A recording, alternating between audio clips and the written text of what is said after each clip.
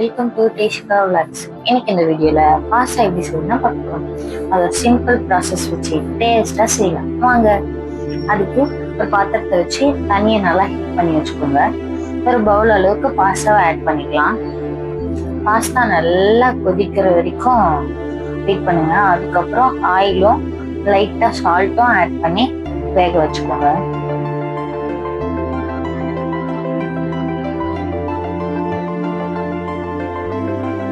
அடிக்கடிக்கு கிளறி விட்டுட்டே இருங்க, அப்பதான் சீக்கிரம் வேகும்.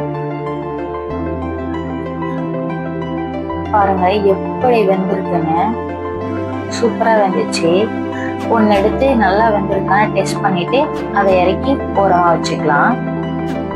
ஒரு கூல் வாட்டர் வச்சு வாஷ் பண்ணி வச்சுக்கோங்க.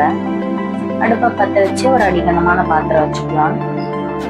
பாத்திரம் நல்லா ஹீட் ஆனதும் ஒரு 2 டேபிள் ஸ்பூன் கிட்ட ஆயில் ஆட் பண்ணிக்கலாம். ஆயில் சூடானதும் வெஜிடபிள் ஆட் பண்ணிக்கோங்க.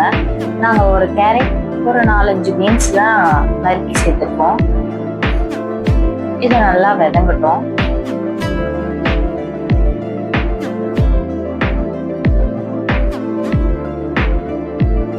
நல்லா எண்ணெயிலே ஃப்ரை ஆகட்டும்.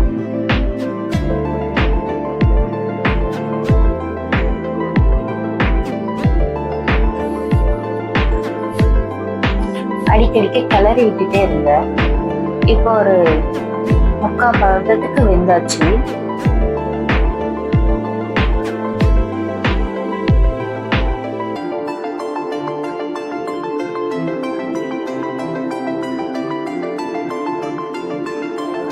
நல்லா இந்த அளவுக்கு வெந்தோன்னா மசாலா ஆட் பண்ணிக்கலாம். நாங்க வேற எந்த மசாலாவும் ஆட் பண்ணல. மேகி மசாலா மட்டும் 1.5 டீஸ்பூன் அளவுக்கு ஆட் பண்ணிருக்கோம். பாஸ்தா 2 பேர் சாப்பிட்ற அளவுக்கு குவான்டிட்டியில தான் எடுத்துருக்கோம். பாஸ்தாவை இப்போ ஆட் பண்ணிக்கலாம். இதுக்கப்புறம் பாஸ்தா நல்லா மிக்ஸ் பண்ணணும். அப்பதான் அந்த மசாலா எல்லாம் உள்ள இறங்கும்.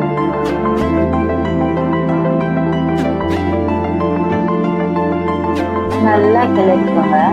நம்ம வீட்டில் இருக்கிற இன்கிரீடியன்ஸ் வச்சு தான் இந்த பாஸ்தா ரெடி பண்ணியிருக்கோம்.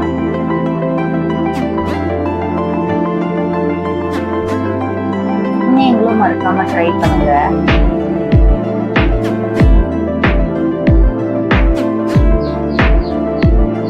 இப்போ இதுக்கு தேவையான சாஸ் ஆட் பண்ணிக்கலாம்.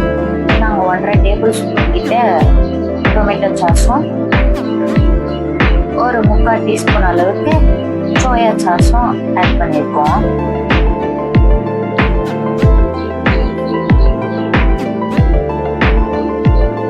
நாங்கள் மசாலான்னு எதுவுமே ஆட் பண்ணலை. Maggi masala, tomato sauce, soya sauce, இது 3 தான். நல்லா மிக்ஸ் பண்ணணும். அதில் தான் டேஸ்டே இருக்கு. இந்த அளவுக்கு மிக்ஸ் பண்ணி வச்சுக்கோங்க. எடுத்து சர்வ் பண்ணி சாப்பிடுங்க. நிஜமாலே டேஸ்டாக இருக்கும். சிம்பிள் ப்ராசஸ் தான். தேங்க்யூ ஃபார் வாட்சிங்.